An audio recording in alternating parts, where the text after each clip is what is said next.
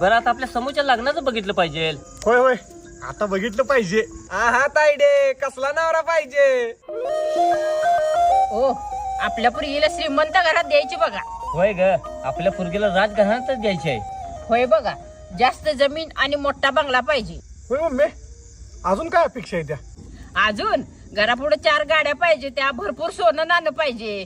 ए mummy मोठा businessman बघूया.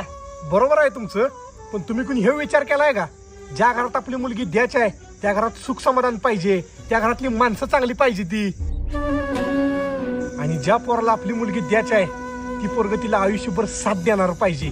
ह्या असल्या अपेक्षामुळं परवा दिवशी आपल्या वैष्णवी ताईसोबत तसं घडलं.